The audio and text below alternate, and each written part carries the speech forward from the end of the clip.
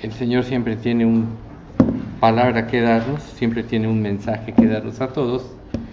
Y lo más maravilloso, como constantemente digo, es consistente. Entonces nosotros tenemos que tomar mucha atención a lo que Dios dice en su palabra, porque sin duda alguna su palabra es vida. Nos hace salirnos de nosotros mismos, nos lleva a la esperanza, al trono de su gracia. Y ahí es donde viene la misericordia. Recuerden, en el trono de su gracia es donde viene la misericordia de Dios. Pero no todos pueden llegar ahí. Y una de las causas es por incredulidad. Es por falta de fe en lo que Él promete, por falta de conocimiento de su ser y de su persona. La ventaja de esto es que Dios siempre actúa cuando depositamos nuestra confianza, independientemente de lo que nosotros somos, para que se cumpla su propósito, el propósito que Dios tiene para la vida de cada uno de nosotros. Entonces nosotros tenemos que entender que Dios tiene una visión, y esa visión se va a cumplir, independientemente de lo que nosotros hagamos o seamos. Entonces el punto 9, el principio de vida 9, es confiar en Dios. Quiere decir ver más allá de lo que podemos conforme Él ve. Nosotros tenemos una visión limitada, nadie sabe qué le depara el futuro, pero Dios sí sabe. Recuerden, todas las cosas estaban creadas, o terminadas mejor dicho, desde antes de la fundación del mundo. Hebreos 4:13. Antes de que Dios hiciera nada, ella tenía todo planeado hacia el futuro, y nosotros somos parte de ese futuro. Miguel, Sí. ¿podrías repetir el título? ¿Cómo no? Confiar en Dios quiere decir ver más allá de lo que podemos, conforme Él ve. Entonces, es muy posible que a algunos esto les pueda causar angustia o ansiedad, el no saber. En este mundo, todo el mundo trata de asegurar su vida, por eso son tan exitosas las compañías de seguros, porque el mundo quiere asegurar su futuro. Pero la Biblia nos dice que en Cristo tenemos asegurado el futuro, y que si nosotros confiamos en Dios y en las promesas plasmadas en su santa palabra, en la Santa Biblia, entonces nosotros tendremos siempre paz y esperanza. Hace rato Alex decía esta parte de la paz, de la buena voluntad de Dios para con los hombres. Pero esto nos da esperanza también. Aunado a la paz surge la esperanza. Y la esperanza, como dice la Escritura, no avergüenza, porque el amor de Dios ha sido derramado en nuestros corazones por el Espíritu Santo, que nos fue dado, como dice Romanos 5:5, si mal no recuerdo. Entonces, Dios conoce el día de mañana, y solamente Él sabe lo que va a suceder. Tú dirás, bueno, ¿por qué Dios no revela mi futuro? ¿Por qué no sé? Porque te haría que pusieras los ojos en las circunstancias y no en Él. Pero la fe es lo que interviene, porque todo aquel que cree y confía en Dios sabe que tiene un futuro y que se va a cumplir a final de cuentas el plan de Dios, porque Él lo tiene, reitero, todo controlado, y Dios no actúa por casualidad. Su plan y su propósito son eternos. Así como dice la Escritura, Dios ha puesto eternidad en el corazón de los hijos de los hombres. Dios siempre habló de eternidad. El pecado entró la muerte, y a partir de que el ser humano muere, empieza a contar los días, las semanas, los meses y los años. Pero para Dios no existe el tiempo, sino existe el propósito. Cuando nosotros nos metemos en las promesas de Dios, las creemos, las meditamos, las apropiamos, deja de existir el tiempo, porque llega a nosotros la certeza de que Él va a cumplir en su tiempo lo que Él prometió que habría de suceder. Entonces, Si tú aprendes a esperar el tiempo de Dios, no te va a entrar desesperación en esta vida. Como dice Santiago 4, del 14 al 16. ¿Cómo saben qué será su vida el día de mañana? La vida de ustedes es como la neblina del amanecer. Aparece por un rato y luego se esfuma. Lo que deberían decir es: si Dios quiere, viviremos y haremos esto o aquello. De lo contrario, están haciendo alarde de sus propios planes pretenciosos, y semejante jactancia es maligna. Entonces vean ustedes, la Escritura es muy clara. Cuando una persona quita los ojos de las promesas y del plan de Dios, entran sus razonamientos, entran sus planes. ¿Por qué pretenciosos? Porque siempre los planes del hombre están basados en el egoísmo, están basados en la vanidad. Dicho de una manera más contundente, no están basados en el amor de Dios, sino en el amor y la conveniencia de la propia persona. Entonces, cuando nosotros, por lo tanto, ponemos nuestra confianza en Dios, todo esto se diluye y nosotros empezamos a prepararnos por lo que va a venir o para lo que va a venir el día de mañana. Entonces, tú debes de preguntarte, ¿qué es lo que te hace temer o pensar del futuro? La gente puede tener miedo del futuro, pero ¿qué es lo que te hace temer o pensar? ¿Será un conflicto que te intimida? ¿Algo que tienes que enfrentar? Recuerden que nosotros los seres humanos siempre tendemos a panicarnos o a entrar en pánico por las situaciones que tenemos que enfrentar y la mayoría eludimos los conflictos. Muchos piensan que por eludir el conflicto ya no va a haber conflicto, y al contrario, conflicto eludido, conflicto que se incrementa con el tiempo. Siempre es de esa manera. Entonces, por eso es mejor aprender la lección de Dios y enfrentar los problemas desde su inicio, y son menos problemáticos en cuanto a consecuencias que si nos esperamos al final. Si los eludimos, solo estamos postergando lo que vamos a tener que enfrentar de temprano, pero sí estamos incrementando las consecuencias de lo mismo. Entonces es muy importante que nosotros enfrentemos. O la otra es dudar si algún día Dios va a complacer los deseos de tu corazón. Todos tenemos deseos en esta vida, pero Dios no siempre va a complacer los deseos de nuestro corazón, porque no siempre están de acuerdo a su plan y su propósito. Entonces, cuando una persona no entrega a Dios sus deseos, sus metas y todo lo que pasa en la mente y en la vida de una persona, siempre se van a interponer o nos van a nublar el poder discernir la voluntad de Dios. Siempre tenemos nosotros que entregar para poder ver, ¿sí? Cuando nosotros depositamos nuestra confianza en el Señor, va a haber resultados. El primero es que, mejor dicho, la falta de confianza viene como resultado de observar las circunstancias. ¿Qué hizo Adán y Eva? O mejor dicho, ¿qué hizo Eva cuando se le presentó Satanás? Le hizo ver las circunstancias y la hizo dudar de Dios. Nosotros no debemos ver las circunstancias, sino lo que Dios promete. Si tú esperas o no enfrentas, va a prevalecer tu propio punto de vista. Ejemplo, Israel le dice a Jeremías: dinos qué hacer, ya después de que había sido conquistado por Babilonia, había quedado un remanente fiel, habían matado a Jedadías, a quien Nabucodonosor había dejado como gobernador de Israel, y llega aquel hombre de la descendencia y mata a todos. Entonces ellos entran en pánico, le dicen a Jeremías: dinos qué hacer. Y Jeremías les dice: bueno, denme un tiempo, voy a orar a Dios. Ora a Dios, le dice: quédense aquí en la tierra de Judá, yo los libraré. Pero ellos ya habían decidido dentro de su corazón irse a Egipto. Entonces ya no tuvo efecto la respuesta de Dios, que era: quédense, yo los libraré.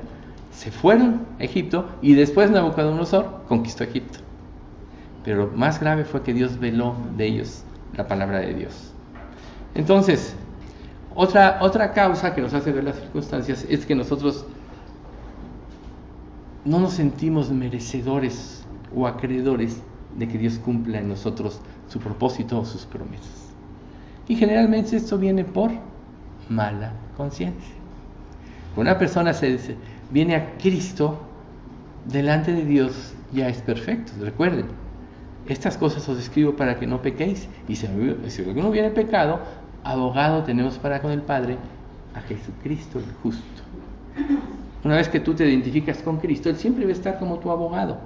Dios puede actuar perdonándote, trayendo disciplina o llevándote al arrepentimiento, pero siempre el que Dios te libre, te lleva al arrepentimiento, limpia tu conciencia, te hace acreedor a las promesas de Dios.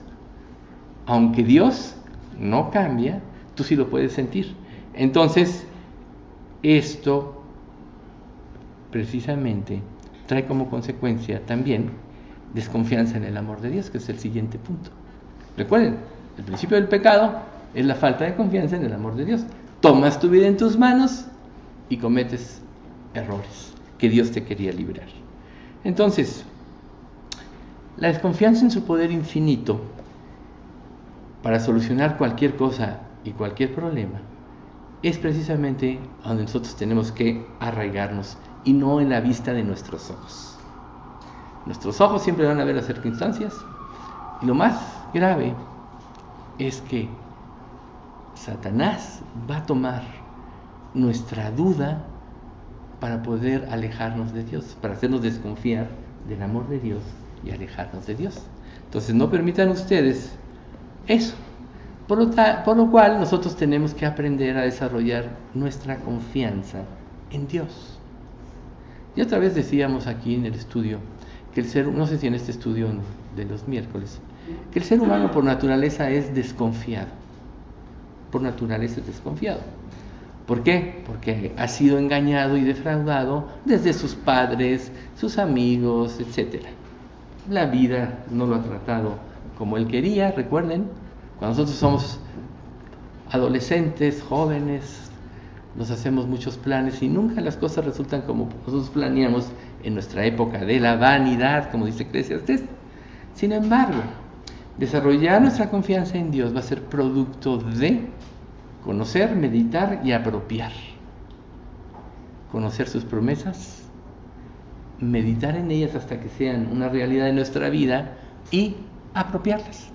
Esto nos va a preparar para la incertidumbre del futuro y para que en las pruebas podamos confiar en Dios. Por eso Romanos 8:28 dice, y sabemos que a los que aman a Dios, todas las cosas les ayudan a bien. Esto es, a los que conforme a su propósito son llamados. Si tan solo este pasaje de Romanos 8:28 lo creyéramos, seríamos librados de muchas angustias a lo largo de nuestra vida, porque como bien se decía ahorita en la explicación del Salmo, o sea, Dios todo lo va a usar para nuestro propósito, para nuestra conveniencia, a unas pruebas, ¿sí? Entonces, las circunstancias y los obstáculos que tú percibes hoy quizás sean demasiado abrumadores, quizás digas no haya salida, pero los recursos de Dios todavía son mayores. Recuerden, el poder de Dios es infinito. ¿Cómo saber que el poder de Dios es infinito? Pues tan solo en el libro del Apocalipsis puedes ver. Los cielos se enrollarán como un pergamino y la tierra y las obras que en ella hay serán deshechas, que también dice Pedro. O sea, si Dios así puede cambiar las cosas, entonces, ¿de qué tamaño es el poder de Dios? Infinito. Luego al final del milenio dice, Dios traerá cielos nuevos y tierra nueva, y el primer cielo y la primera tierra pasaron. Los que tenían relación con el pecado, ya los nuevos, después del milenio, no van a tener relación alguna con el pecado. Entonces ahí vemos nosotros el poder de Dios. El valle de los huesos muertos de Ezequiel cobran vida en un momento, tienen carne pero no viven, y de repente entra el Espíritu Santo y les da vida. Ese es el poder de Dios. Pero miren lo que dice Isaías 55:8-9, que muchos conocen, pero en esta versión, NTV. Mis pensamientos no se parecen en nada a sus pensamientos, dice el Señor. Y mis caminos están muy por encima de lo que pudieran imaginarse.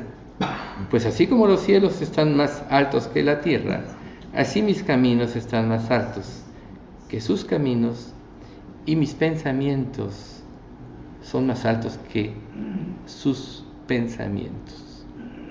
Entonces, Dios sí sabe lo que vamos a enfrentar en el futuro. ¿Y qué sabes tú? Si muchas de las pruebas que ahorita tú estás pasando es una preparación para el futuro. Es como una ciudad amurallada. ¿Qué es lo que hace el enemigo? Buscar puntos de debilidad para conquistarla. ¿Qué es lo que hace el diablo? El diablo tiene un historial de la vida de cada uno de nosotros.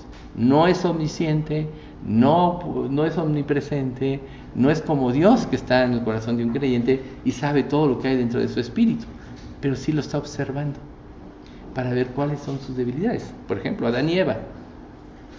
¿Por qué tuvo tanto éxito lo que hizo el diablo de hacerles dudar de Dios y que tomaran el fruto prohibido? ¿Por qué? Porque seguramente observaba que ellos miraban constantemente ese árbol del cual Dios le dijo, no comerás. Y aprovechó esa oportunidad. Si ellos hubieran creído, pues lo hubieran ignorado. No, esto está cerrado a mi mente, etc. Como dice Santiago, que es el pecado. Cada uno de su propia concupiscencia es atraído y seducido, hasta que la concupiscencia da luz al pecado y el hecho consumado da a luz la muerte. Es un proceso. Entonces, en los de las pruebas se aplica el mismo principio. Tú no sabes qué vas a enfrentar el día de mañana, pero sí sabes que Dios conoce el futuro y que está de tu parte si realmente eres salvo. Entonces, lo que tú experimentes hoy, ¿qué sabes tú si no es una preparación a lo que vas a enfrentar mañana?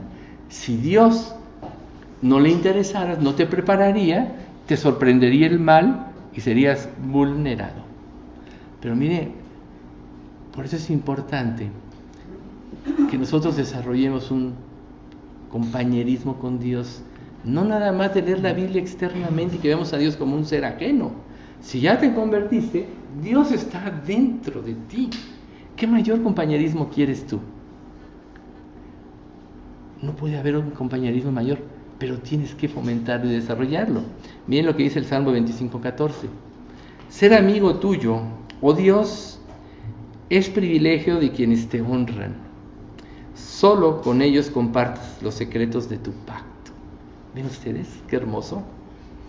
Llevar a cabo esta relación con Dios cada vez más íntima y más estrecha te va a abrir el sistema de pensamiento a las verdades de la Biblia. Su pacto tiene como los secretos de su pacto tienen una revelación siempre que va a estar a la mano de todo aquel que desea estar con Dios y tener su compañerismo. Entonces, cuando tú juzgues o juzgas cualquier situación de acuerdo a tu propio criterio, de acuerdo a tu propio punto de vista, sin duda va a cerrar. Pero cuando tú vas a Dios, vas a acertar. ¿Por qué? Porque Dios tiene la visión eterna. Su palabra es tan maravillosa que es aplicable a toda circunstancia. Si bien nosotros vemos muchas veces muchos pasajes como el del Salmo, que habla de la experiencia de David, pero nos está transmitiendo la vivencia del Mesías.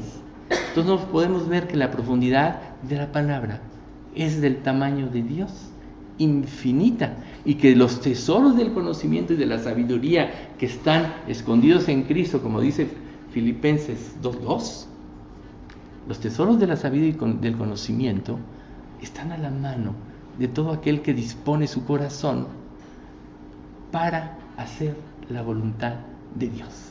Esa es la clave.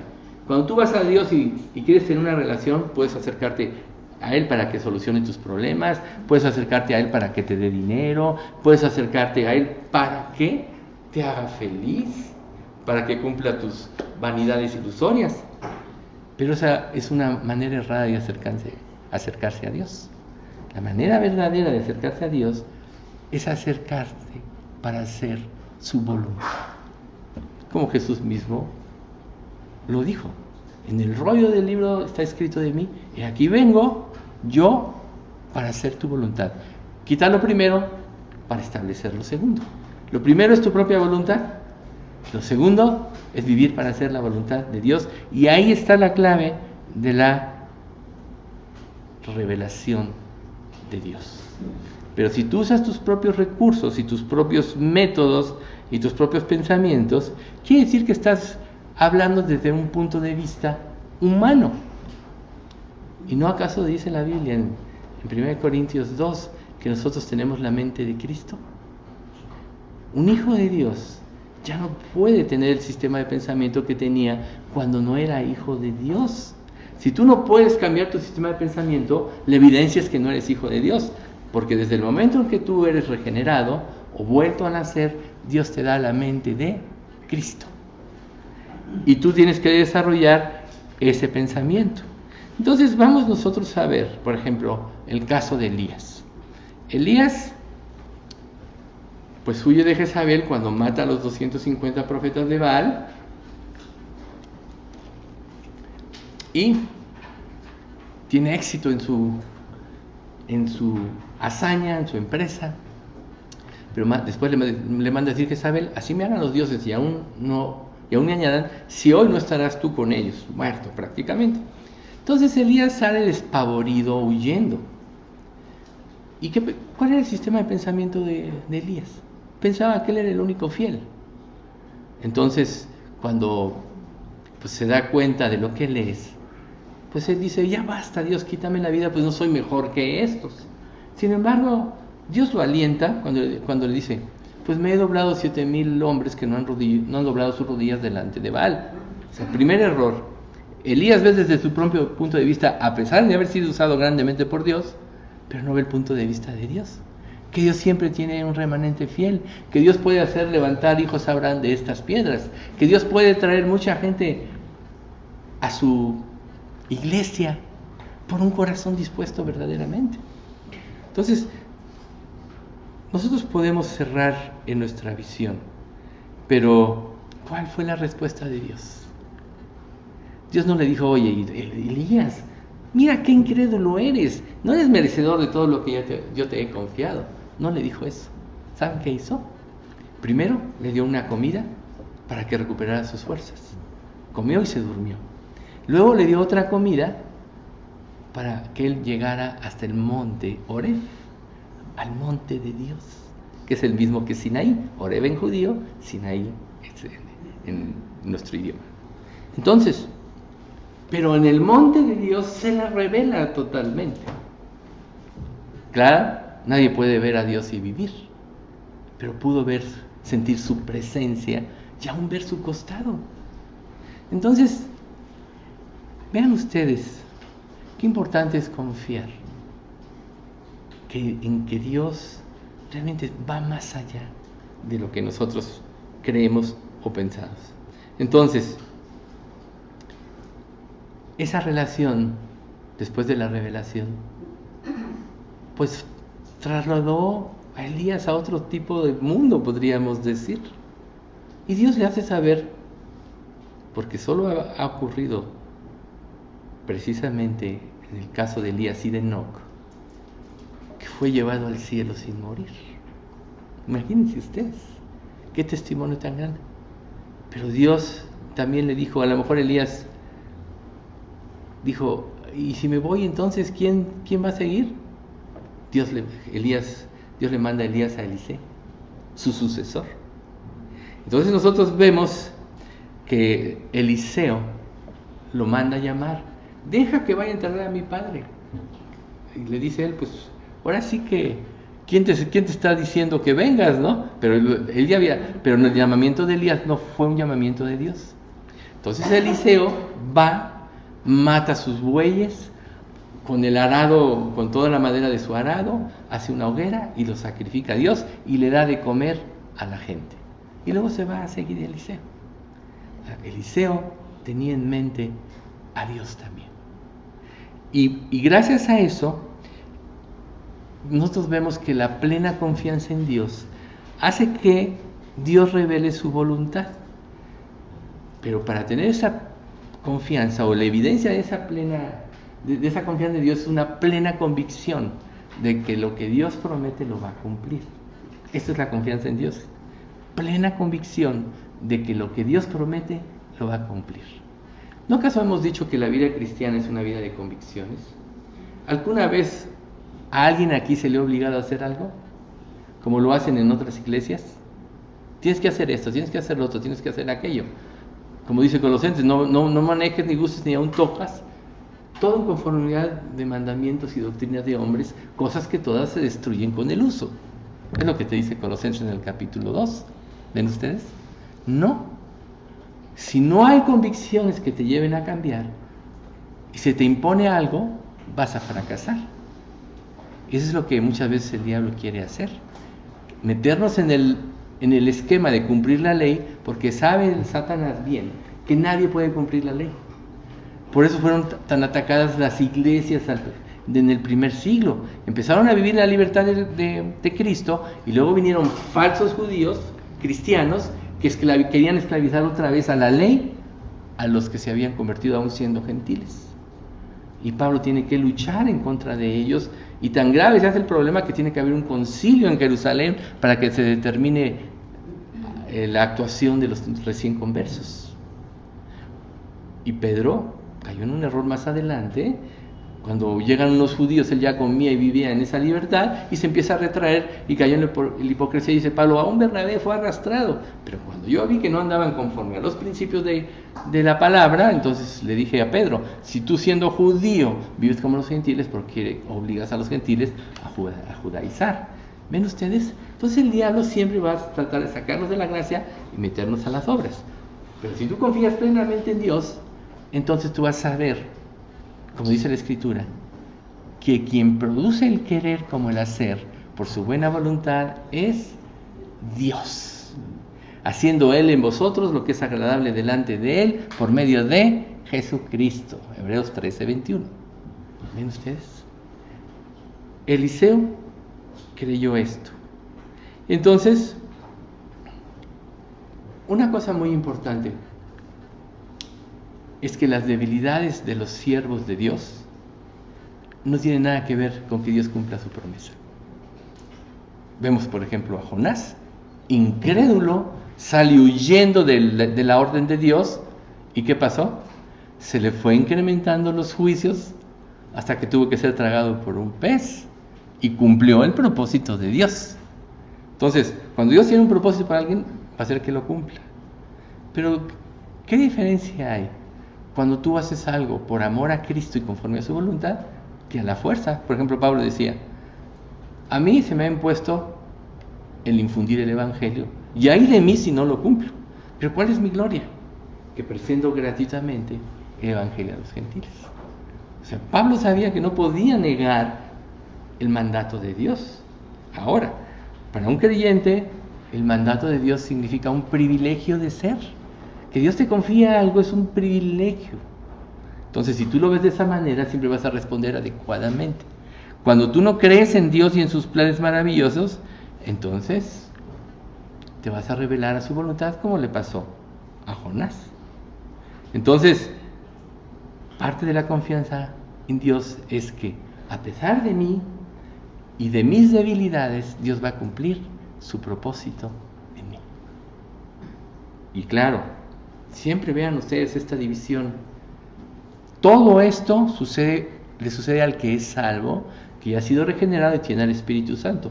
Y nada de esto le va a suceder al que no es salvo, porque tiene una mente reprobada y está bajo el juicio de Dios. Es lo que dice Juan 3:36. El que en Él cree no es condenado, pero el que no cree ya ha sido condenado porque no ha creído en el nombre del unigénito Hijo de Dios. El que en Él cree es condenado, y el que no cree ya ha sido condenado. Entonces, la diferencia entre creyente e incrédulo es que el incrédulo ni tiene la mente de Cristo, ni se puede someter a Dios, ni quiere. Tal es así que en Romanos también se dice, la carne y la sangre no pueden heredar el reino de Dios, ni la corrupción hereda la corrupción. Tenemos que nacer de nuevo para ser acreedores a todas las promesas de Dios y a todos sus planes.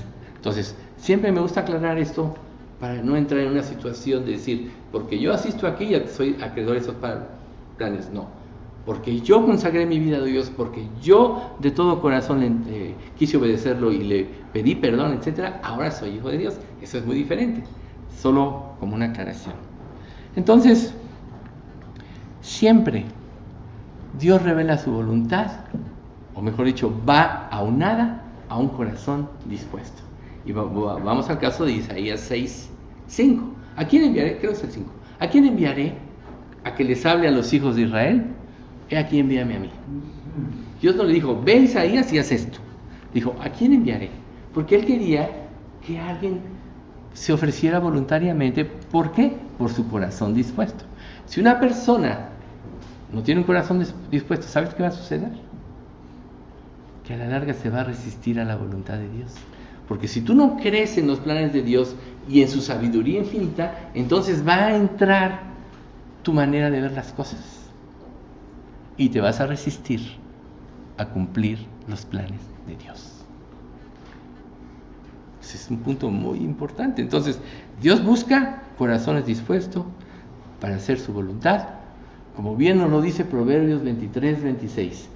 Dame, hijo mío, tu corazón y miren tus ojos por mis caminos. Ese es algo que el creyente tiene que saber. Que para poder entrar en la gracia y en la obra de Dios tienes que darle tu corazón. ¿Y qué representa tu corazón? Todos tus deseos, todos tus planes, tu prestigio, todo lo que tú eres. Lo vas a hacer a un lado para hacer la voluntad de Dios. Eliseo, como sucesor de Elías, tuvo una grande fe. Él aprendió más allá de lo que él mismo captaba, de lo que le permitía ver la realidad del Señor. Todos tenemos una inteligencia y una percepción de las cosas, pero la inteligencia espiritual es mucho más grande, porque capta el problema más allá de lo material. Recuerden, Juan 4:24, Dios es espíritu, y los que le adoran en espíritu y en verdad, es necesario que adoren. Tú no puedes adorar a Dios en forma material, tienes que adorarlo espiritualmente. Y para adorarlo espiritualmente, tienes que saber que Él no actúa en función de las cosas materiales, porque todo le pertenece a Él. Él puede usar, para que tú vayas a Él y nazcas espiritualmente, todo lo que en este mundo se maneja. Pero en realidad, para llegar a la presencia de Dios, tienes que ser una persona espiritual como Él es. Por eso es que el primer efecto en la desobediencia de Adán y Eva fue que murieron espiritualmente. Recuerden, la palabra muerte significa separación, y el pecado nos separa de Dios. Por eso murieron. Cuando Jesús le dice a aquel hombre, deja que entierre a mi padre y después te sigo, y Jesús le dice, deja que los muertos entierren a sus muertos. Pues ¿cuál? Si era su padre y su familia que ahí estaban vivos. ¿Cómo le dice eso? Muertos espiritualmente, que no comprenden las cosas de Dios. Entonces, Eliseo, como buen sucesor de Elías, aprendió a ver la realidad de Dios por sobre las circunstancias. Y Dios hizo cosas asombrosas a través de este profeta. Les voy a referir a algunas. Iba caminando, él era calvo, sin agravio al presente. Y entonces salen unos niños que se burlaban de él, y él los maldice. ¿Y qué sucede después de eso? Salen 2 osos y los matan, ¿no?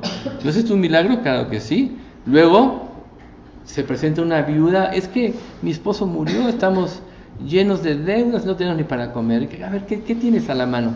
Pues una vasija y un poco de harina. Bueno, así dice Jehová, el aceite no acabará ni se escaseará. Entonces, pero dice, consigue vasijas no pocas. Y después juntó tantas, el puro aceite, que dice, ya no hay más vasijas. Entonces dice, vende lo que tienes, paga tus deudas y vive de lo que quede. ¿Cuánto fue? Pues mucho, ¿no? Fue un milagro de la viuda. Resucitar muertos. ¿No acaso de la tsunamita, él siempre solicita con él y hasta le hace un aposento?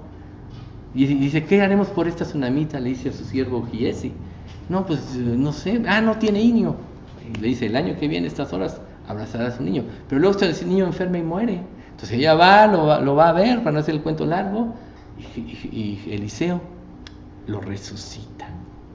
Naamán el sirio, a final de cuentas va aquella esclava de Israel y dice, ahí en mi pueblo hay un profeta, y entonces que podría curar la lepra a su general, ¿no? A Naamán.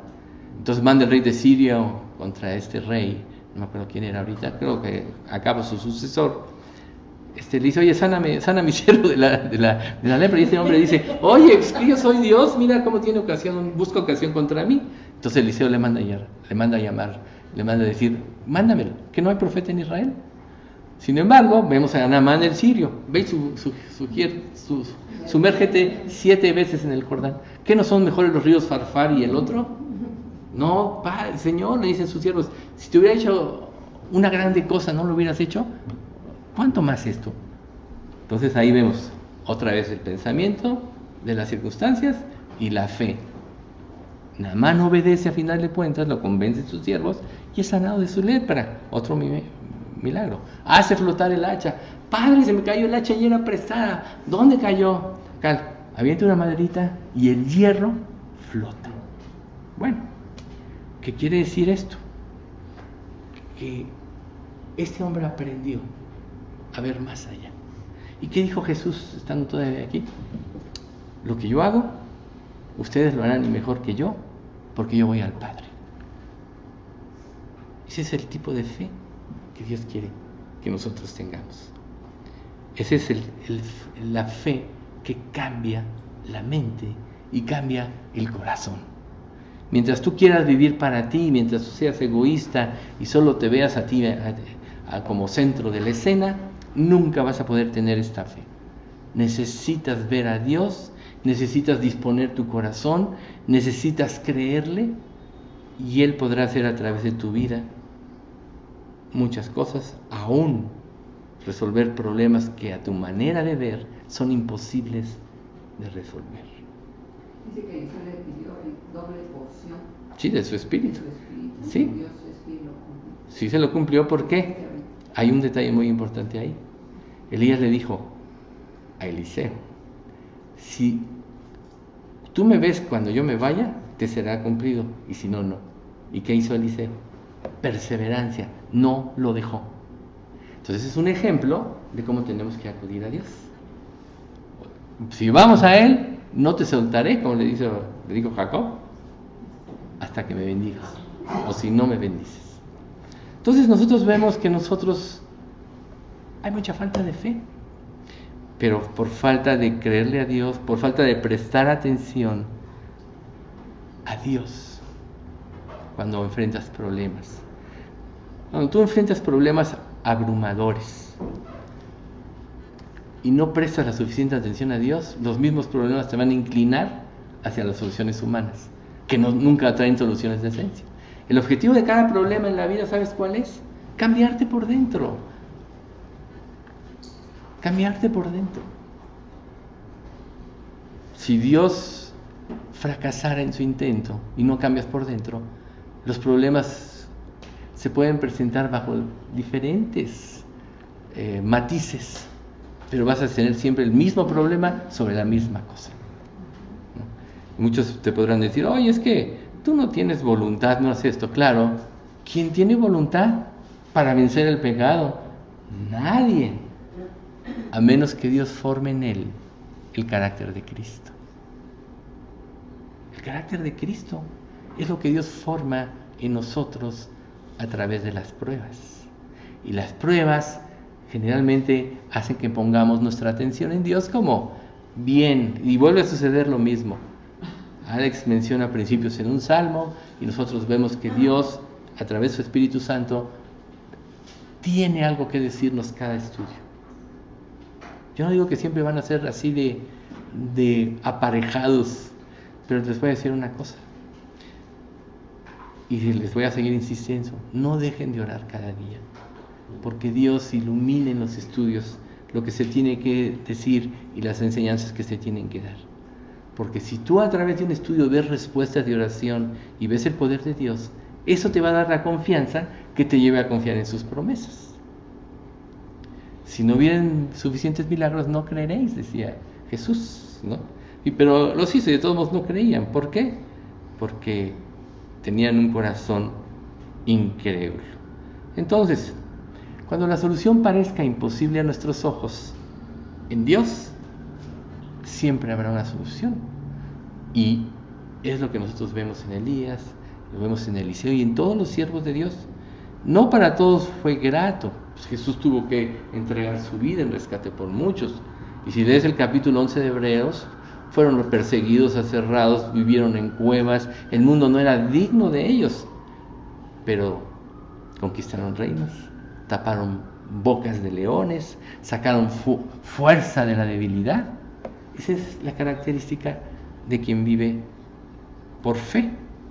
Entonces, nosotros tenemos que siempre hacer frente o buscar hacer frente, sobre todo a aquellas cosas que te causen angustia. A lo mejor tú dices, pero ¿yo qué puedo hacer ante este problema? Es imposible de solucionar. Les voy a dar algunos principios para que sepan qué hacer. Número 1. Cierra los ojos a las circunstancias, porque en ese momento no sirve de nada nuestra visión. En una prueba difícil, tu visión no sirve de nada.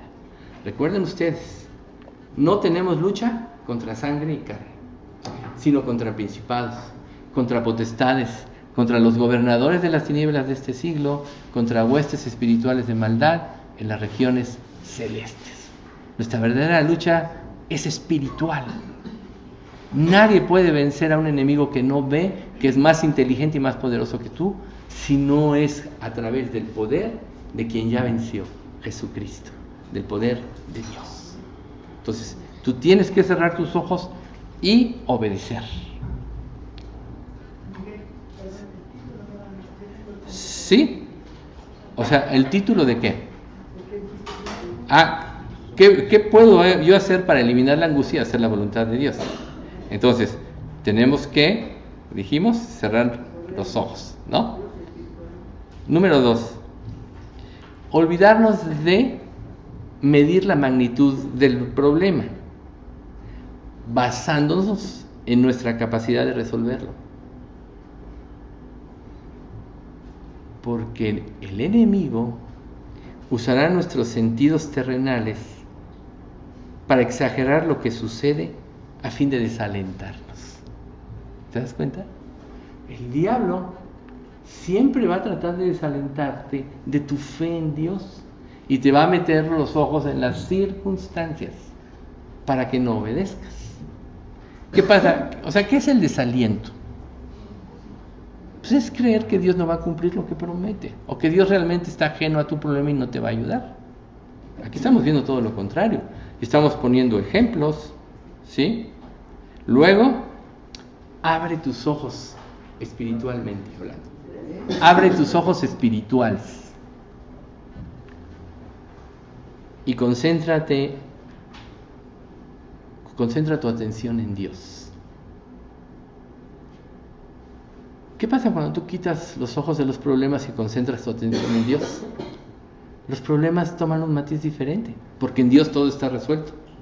Solo recuerda, Hebreos 4:13, todas las cosas estaban terminadas desde antes de la fundación del mundo. Todo lo que tú estás viviendo ya fue planeado por Dios. Todo lo que tú vas a experimentar en la vida ya fue planeado por Dios. Que tú te ibas a convertir fue planeado por Dios. ¿Cómo? No lo sabemos. Pero yo te puedo decir una cosa. Si estás aquí es porque Dios quiere. Si no, no estarías aquí. Nunca te sientas desechado. Más bien, ve a Dios y dile, no te soltaré hasta que me salves, hasta que no me bendigas. ¿No? Entonces, abrir los ojos espirituales es entender el sistema de pensamiento de Dios plasmado en la Biblia a través de todo lo que está escrito en ella. Así como ahorita Alex dijo una verdad muy importante. Jesús lloró cuando la muerte de Lázaro. Jesús previamente ya sabía lo que iba a hacer. Por eso, cuando Marta y María lo mandan llamar, Él les dice, esta enfermedad es para la gloria de Dios. Cuando dice, yo resucité a Lázaro, María piensa de una manera, sí sé que lo resucitarás en el día postrero. No, yo lo voy a resucitar. Pero entonces aquí, ese punto fue muy importante. Dios entiende nuestro sentir. No está ajeno a lo que nosotros experimentamos. Recuerden, en toda angustia de nosotros Él fue angustiado. No quiere decir que porque se angustie o porque se padezca de nosotros o sienta nuestro dolor, no va a actuar. Al contrario, es sensible a nosotros y a su voluntad. ¿Sí? Entonces, abrir los ojos espirituales es poner los ojos en Dios, en su carácter, en que Él no cambia, no es hijo de hombre para que mienta, no es hombre para que mienta, ni hijo de hombre para que se arrepienta. Todo lo que puede, porque Él es Dios. El siguiente, que es el 4, debemos concentrarnos en adorarlo, leer su palabra y orar. ¿Qué es lo que nos lleva a esto? A ver, adorar a Dios es lo más importante en la vida de un creyente. ¿Qué te quita la adoración de Dios? La duda de lo que Él es. Y ahí te surge la duda si realmente vino, si realmente te salvó, si realmente es poderoso para sonar su palabra. Pero si tú pones los ojos en Dios, de acuerdo a lo que Él revela en la palabra, de acuerdo a lo hecho en la antigüedad, de acuerdo a lo que ya ha hecho en tu vida, solo vas a tener la opción de adorar. Quitar los ojos de Dios, los pones en las circunstancias, en los problemas, pues entonces vas a dudar de Él. ¿Cómo vas a adorar a alguien que dudas? O a alguien que consideras que es imperfecto, o a alguien que consideras que no es fiel a lo que promete. Por eso, también en esta cuestión de la salvación de nuestros seres allegados, que están tan en oposición y cada vez pensamos, a lo mejor no se convierte y todo, pues tiene mucho que ver tu fe ahorita. ¿No os he dicho que si creéis, veréis la gloria de Dios? ¿Qué te dicen en Juan? ¿No os he dicho que si creéis, veréis la gloria de Dios? En la misma escena de Lázaro, si mal no recuerdo el capítulo 11 de Juan. ¿No os he dicho que si creéis, veréis la gloria de Dios?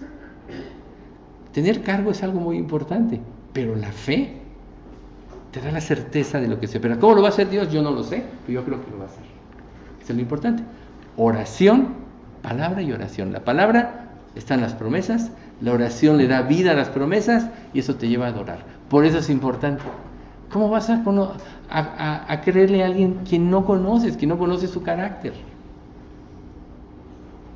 Entonces la palabra te revela su carácter. La oración es manifestarle con nuestra mente, con nuestro corazón o con nuestras palabras que creemos que lo que Él promete lo va a cumplir. Es darle vida a lo que Dios promete. Por eso es tan importante la oración. Entonces, punto 5. Recuerda que Él ha ayudado a otros en el pasado y a ti mismo también. Y si Dios no cambia, ¿por qué te iba a voltear la cara? ¿No dice Filipenses que dice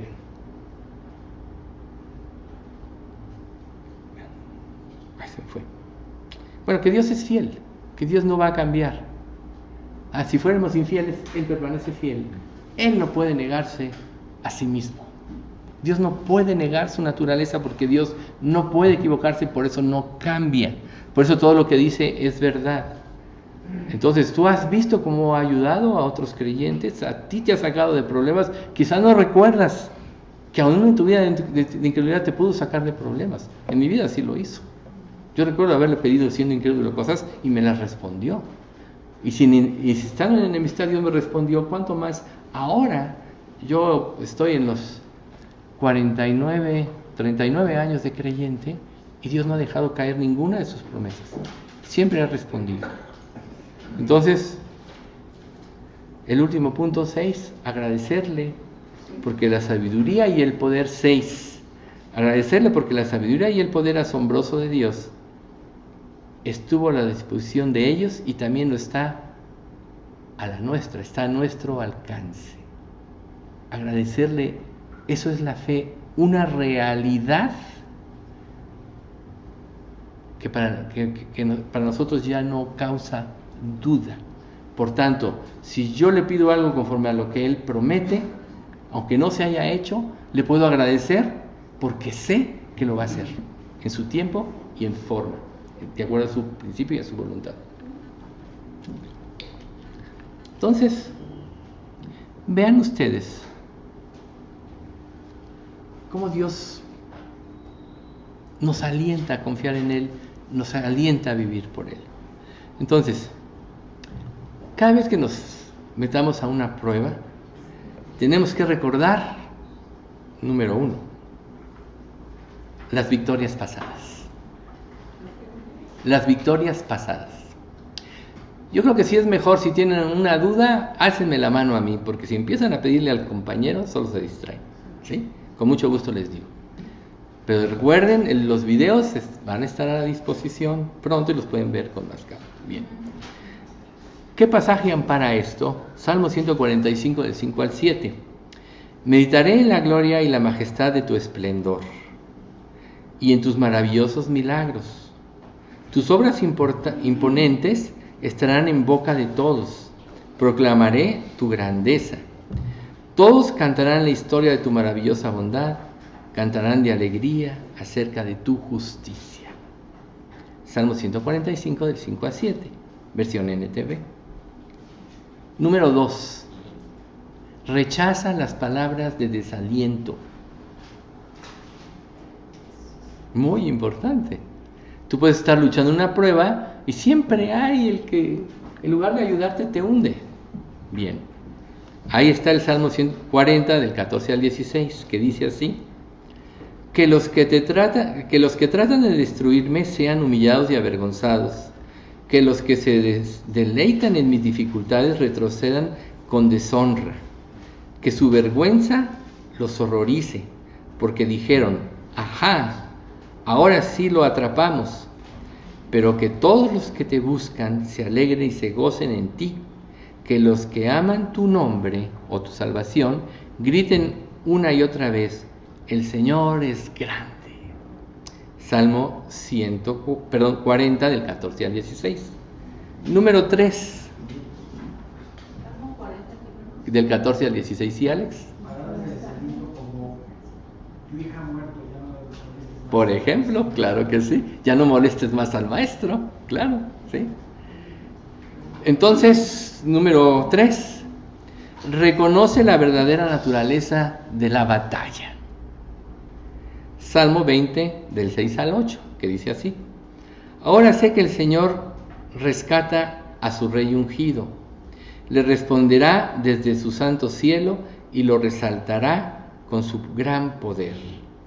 Algunas naciones se jactan de sus caballos y sus carros de guerra, pero nosotros nos jactaremos en el nombre de nuestro Señor Dios. Estas naciones se derrumbarán y caerán, pero nosotros nos levantaremos y estaremos firmes.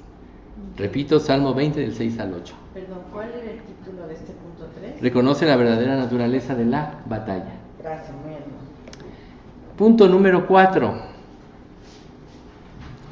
Responde al desafío con tu confesión positiva. Esto es: Dios, yo sé no sé por qué lo traes, pero voy a creer en ti. Yo sé que tú actúas por amor. Yo sé que tú al que amas disciplina, ¿no? Bien, entonces repito, responde al desafío con tu confesión positiva. Y esto te lo dice el Salmo 118, del 6 al 9, que dice así: el Señor está de mi parte, por tanto, no temeré. ¿Qué me puede hacer un simple mortal? Así es, el Señor está de mi parte, Él me ayudará. Miraré triunfante a los que me odian. Es mejor refugiarse en el Señor que confiar en la gente. Es mejor refugiarse en el Señor que confiar en príncipes. Salmo 118, del 6 al 9, repito. Punto número 5. Apóyate en el poder de Dios. no en tu propia prudencia, ni en tu propia manera de solucionar la cosa, ni en las cosas, ni en tus recursos. Apóyate en el poder de Dios. Salmo 66, 3, 4. Díganle a Dios: qué imponentes son tus obras. Tus enemigos se arrastrarán ante tu gran poder. Todo lo que hay en la tierra te adorará.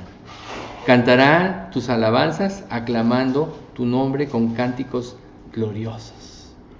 A final de cuentas, el que pase de esta vida a la próxima solo va a ser de esta manera. Entonces, Dios va a cumplir todo lo que planeó, todo lo que se propuso y todo lo que promete. Por tanto, te puedes apoyar en Él. Y el último punto, que es la consecuencia de: proclama la victoria. La victoria tú puedes proclamarla desde antes de tenerla, porque Dios está de tu parte y va a cumplir. Recuerden: y pondré dentro de vosotros mi espíritu, y haré que andéis en mis estatutos, haré que guardéis mis preceptos, haré que los pongáis por obra. No lo hago por vosotros, oh casa de Israel, sino por amor de mi santo nombre. Dios jura por sí mismo que todo lo que promete lo va a cumplir. Por eso lo que nosotros pensamos o sentimos una vez que estamos con Dios no importa tanto. Dios va a cumplir su propósito en cada uno. ¿Qué beneficio tenemos de confiar contra los que no confían? Que vamos a recibir las gracias y el amor de Dios mucho más pronto que con rebeldía y con resistencia a su voluntad. A final de cuentas, cuando Dios nos llame a su presencia, en cada creyente va a estar cumplida ya su propósito en este mundo. Cuando Dios nos arrebate y nos lleve al cielo, va a haber un juicio de obras, pero ahí se va a acabar. El fuego la probará, que es la fe, y cada uno recibirá su recompensa de acuerdo a su fe, no de acuerdo a otra cosa, de acuerdo a su fe. Por tanto, si ahorita tú no te resistes y crees en Él, tendrás mucho más galardones, recompensas y beneficios del cielo, que si te resistes a su voluntad y si te irás al cielo, que es lo más maravilloso, pero así, de panzazo, ¿no? Entonces, para concluir, vamos a ver de 2 de Corintios 6, del 9 al 16, 2, del 9 al 16, que tenemos que tomar conciencia de las siguientes cosas respecto ya de Dios. Aquí Dios, en lo que acabamos de ver, Dios nos dio elementos para que nosotros podamos afrontar cualquier situación, ¿sí? Y que tenemos que recordar en cada prueba. Ahora, aquí en 2 de Corintios, tenemos que estar conscientes de que, número 1, Dios prueba nuestra fidelidad por medio de lo que nos muestra que debemos hacer. Entonces es el versículo 9 de 2 de Corintios, que dice: les escribí como lo hice para probaros y ver si cumplirían mis instrucciones al pie de la letra. O sea, Dios prueba nuestra fidelidad, sí es cierto. Número 2, solo a través de la obediencia podemos saber lo que Dios está haciendo en nuestras vidas. Fíjense qué punto tan importante. Este es el versículo 10, que dice así: si ustedes perdonan a este hombre, yo también lo perdono.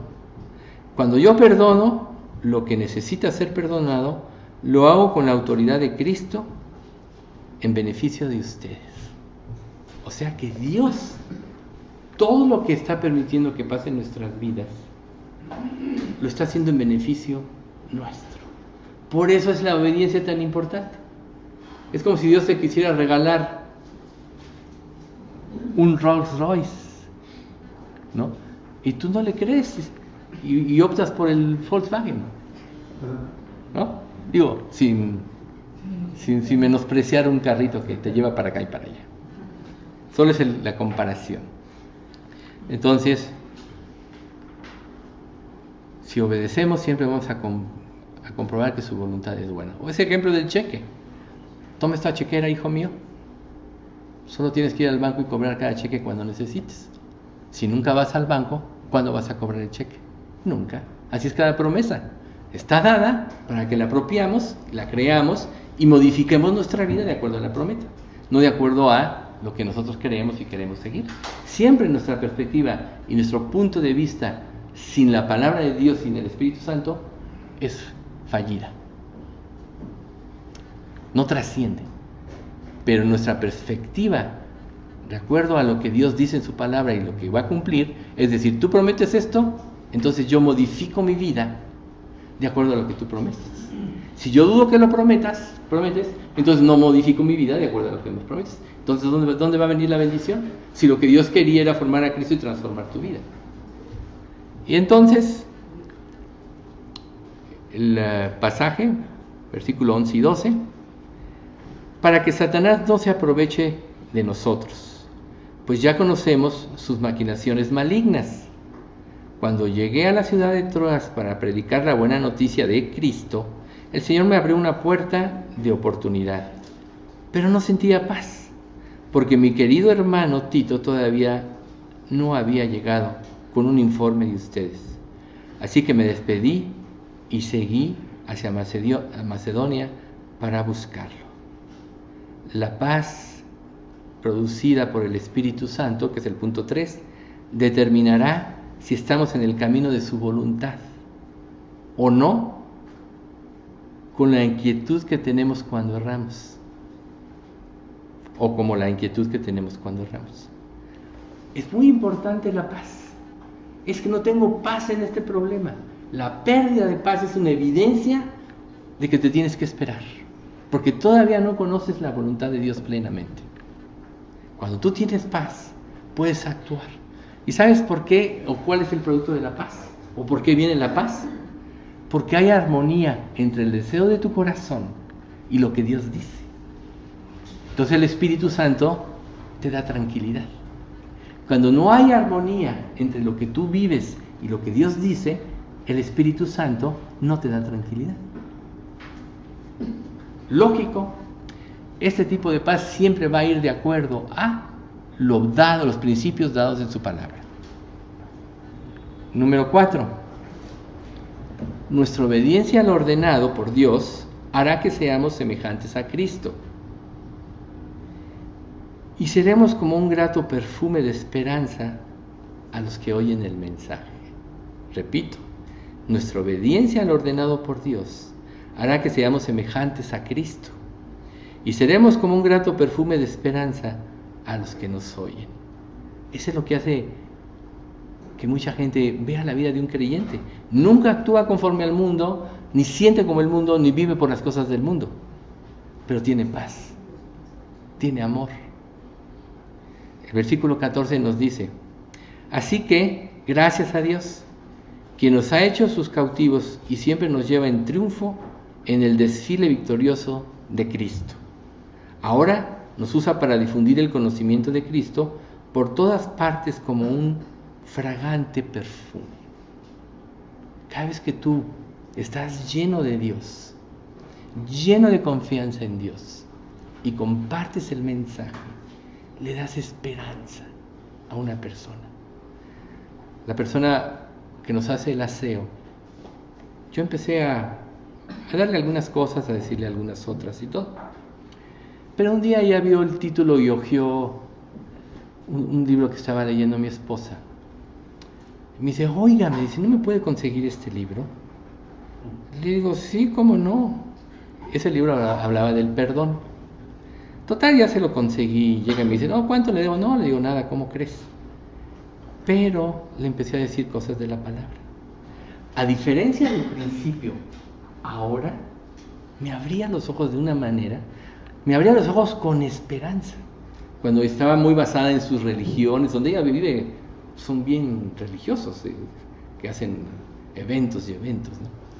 Pero le vi una cara de esperanza, con los ojos así, hambrientos y sedientos, que me imaginé a la hora de estar plasmando esta enseñanza, que es precisamente ese fragante perfume, porque la palabra y una vida transformada le da esperanza a otros, como un perfume agradable. Bueno, número 5. Es necesario, por tanto, que nos concentremos en cumplir lo encomendado por Dios a nosotros los creyentes, para que se cumpla su propósito de ser luz a las naciones y así seamos olor fragante para Dios al seguir el camino de su voluntad y que así lo podamos glorificar. Está larguito, pero se los voy a repetir. Es necesario, por tanto, que nos concentremos en cumplir lo encomendado por Dios a nosotros como creyentes, para que se cumpla su propósito de ser luz a las naciones y así seamos olor fragante para Dios al seguir el camino de su voluntad y que así le podamos glorificar. El pasaje es el 15 y 16. Nuestras vidas son la fragancia de Cristo que sube hasta Dios. Pero esta fragancia se percibe de una manera diferente por los que se salvan y los que se pierden. Para los que se pierden, somos un espantoso olor de muerte, porque los condena nuestra vida y condenación. Pero para aquellos que se salvan, somos un perfume que da vida. ¿Y quién es la persona adecuada para semejante tarea? ¿Quién es? La iglesia. Solo los hijos de Dios. ¿Cuál es la fragancia que esté emanando de ti? ¿Vives para Cristo? ¿Vives para adorarlo, para obedecerlo, para agradarlo, para honrarlo, para glorificarlo? Entonces tu olor es fragante. Si vives para ti mismo, si pones tus ojos en las circunstancias, si estás lleno de egoísmo, vanidad, etc., tú no puedes expedir ese olor fragante. Te falta crecer. Quizás te falte convertirte, quizás te falte consagrarte, pero el que se consagre y vive de acuerdo a la voluntad de Dios, expele un olor fragante que da vida. Lógico, al que se pierde, como dice este pasaje, es olor de muerte. ¿Por qué? Porque tu vida condena. Recuerden que uno de los elementos que Dios va a usar el día del juicio a los incrédulos es su conciencia, todo esto, pero también va a usar el testimonio de Jesucristo primeramente. ¿Quién puede comparar su vida a la de Jesucristo? ¿Y no dice acaso la Escritura, como Él es, así somos nosotros en este mundo? Primera de Juan 4:17. Como Él es, ¿ve? Así somos nosotros en este mundo. Nosotros estamos expidiendo ese olor, esa fragancia, de acuerdo a como nosotros vivamos. ¿Quieres vivir en burlas, en hipocresías, en falsedades? No vas a tener ningún testimonio, no le estás dando ninguna esperanza a nadie, al contrario, los estás condenando. Aquellos que dices que amas y que tú quieres que se salven, tu vida los puede estar condenando. Ten mucho cuidado. Tú tienes que vivir en una consagración total, que Dios te haga libre, transparente y abierto. La falta de transparencia implica pecado, implica mala conciencia. Tienes que arreglar eso para poder ser un olor fragante. Si no, no van a percibir ninguna diferencia en tu vida, y a los que dices que amas, que quieres que se salven, tu mismo testimonio los puede estar mandando al infierno. Tengan mucho cuidado de eso, porque todos aquí, yo sé que anhelamos que nuestra familia se salve, todos lo anhelamos, pero no son solo palabras, es vida lo que tenemos que transmitir, la vida de Cristo. Por tanto, tenemos que aprender a confiar en el poder de Dios, no en nosotros ni lo que podemos hacer a nuestro propio juicio. Padre Santo, te queremos dar muchas gracias, porque es muy claro que hoy tu Espíritu Santo es el que habló a la vida de cada uno. Te queremos pedir, Señor, que no permitas que haya ningún corazón endurecido, que resista a lo enseñado hoy, a tu santa voluntad, que es buena, agradable y perfecta. Tu voluntad, Señor, es tan perfecta que debe ser la meta de cumplir a todo creyente. Y Señor, yo sé que tú pides que pongamos todo nuestro entendimiento, todas nuestras fuerzas, toda nuestra disposición para que nos sea revelada. Sabemos que tu sabiduría infinita está a disposición de todos los que te aman y guardan tus mandamientos y que anhelan hacer tu voluntad. Por tanto, te pedimos humildemente que sigas limpiando y purificando nuestras vidas y que dejemos ya atrás los rudimentos de esta vida y todas las acciones que quizá fueron importantes en el principio de nuestra vida cristiana, pero ahora lo importante es la consagración verdadera. Sabemos, Padre, que tu venida está a las puertas, anhelamos tu regreso, pero también creemos, Padre, que mientras tú tardes, que cada día que tú tardes es un día que tú determinaste prolongar tu gracia para que los más se puedan ir arrebatados al cielo y no sufran el juicio que tú vas a traer sobre este mundo, que va a ser tan espantoso y pavoroso. Ninguno de nosotros tiene idea, Padre, pero lo que sí sabemos es que tú traerás un infierno a la tierra para juzgar a las personas y librar todavía sí a los más del infierno eterno. Mas, Señor, apelamos a tu misericordia y a tu amor para que tú nos fortalezcas en fe y nos des ese ánimo que esté presto para hacer tu voluntad. Transfórmanos internamente, Señor. Quita de nosotros el egoísmo, la frialdad, las vanidades ilusorias que nos impiden hacer tu voluntad. Y llévanos, Padre, a una verdadera consagración. Y que un día podamos decir, como dijo Pablo, con Cristo estoy juntamente crucificado, y ya no vivo yo, mas vive Cristo en mí. Y lo que ahora vivo en la carne, lo vivo por la fe en el Hijo de Dios, el cual se entregó a sí mismo por mí. Te pedimos que así lo podamos decir algún día y confiamos que lo harás porque te lo pedimos en nombre de nuestro Señor Jesucristo. Amén.